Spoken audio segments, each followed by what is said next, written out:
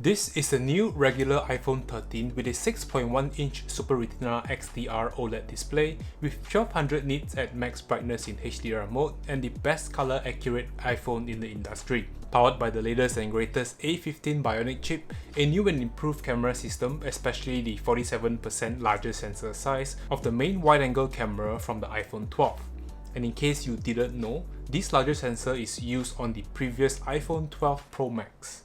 Sensor shift optical image stabilization is also on the iPhone 13 this year, which is also exclusively available on the 12 Pro Max last year.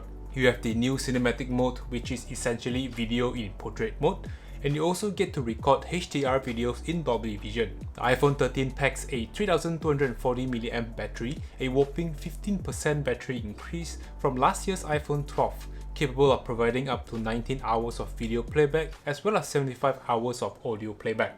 Hands down a beast of a smartphone in 2022 as compared to the previous iPhone 12 Pro Max, and when compared are pretty similar in terms of specs. Hi, my name is Ken and today we'll be taking a look at the new iPhone 13, which was released late 2021, and go through some of the new features and upgrades worth mentioning from the previous iPhone 12, and throughout the video I will be also comparing it with the previous iPhone 12 Pro Max. So without wasting any more time, let's dive right in. Started from the iPhone 12 series, Apple has decided to remove the charging brick and earphones from the box. So the overall unboxing experience is pretty much the same. I've made another video talking about my first impression when unboxing the iPhone 13. In case if you have missed out that video, you can check it out on the card above on the top right corner. So here we have the iPhone 13 in product red. The iPhone 13 kept its square body design from last year, and the sides are housed by a solid ceramic shield made out of aerospace grade aluminium material. Well, not as strong as the surgical grade stainless steel used on the iPhone 12 Pro Max and 13 Pro Max. And around the back, the typical fingerprint magnet full glass back design. And this right here is what I'm most excited about. Upgrades on the wide and ultra-wide camera that we will be taking a look at the moment. And as expected, there is no charging brick in the box. We have a Type-C to Lightning cable and some documentations, and of course the Apple sticker.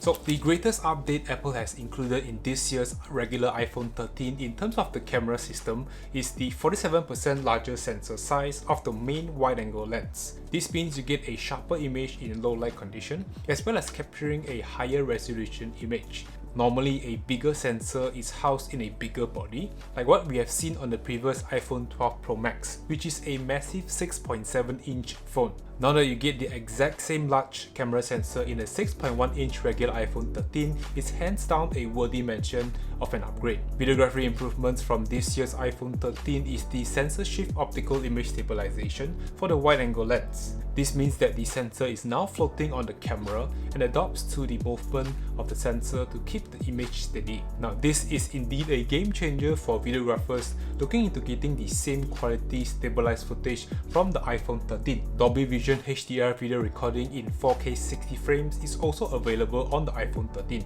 Video shooting formats remain the same as you get to shoot in 4K 60, slow-mo videos at 1080p 120 frames per second and 240 frames per second. The regular iPhone 13 has most of the iPhone 12 Pro Max exclusive features, like I've mentioned before, mainly on the improved camera system on the main and ultra-wide cameras, sensor shift optical image stabilization, bigger battery capacity for an all-day battery use, cinematic mode thanks to the A15 Bionic chip for the first time ever, portrait mode for video, a pretty realistic artificial bokeh to your background, works well with focus tracking back and forth your subject and foreground. However, with all of this good stuff, it is good to know what's also on the iPhone 13 Pro and the 13 Pro Max. The main feature from the Pro models that you will be losing out if you decide to go with the regular iPhone 13 is the adaptive 120Hz refresh rate, better overall camera system on the wide and ultra-wide lens, a 3x optical zoom on the telephoto lens, and ProRes 10-bit video recording.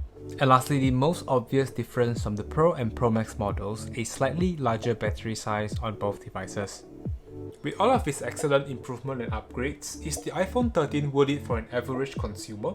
Depending on if you actually need and use all of the Pro level features the Pro and the Pro Max model has to offer, and ultimately your budget constraints. I'm looking forward to share with you all my everyday user experience with the iPhone 13 hopefully in the coming weeks, showcasing the photo and video capability of the new iPhone 13. As always, if you have any questions at all, feel free to leave a comment down below. I'll be sure to get back to you guys as soon as possible. Thank you all so much for tuning in. As always, I will catch you all in the next video. Stay safe, peace out, and bye bye.